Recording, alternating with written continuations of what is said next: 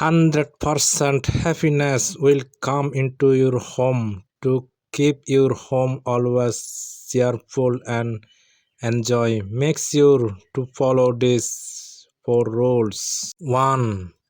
Don't keep a gloomy or unhappy face all the time. According to psychology, it can spread sadness among others.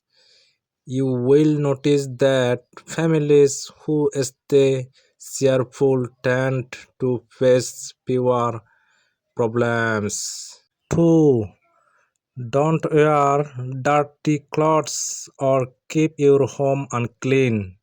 Always keep your house clean. This brings a positive vibe into the home. 3.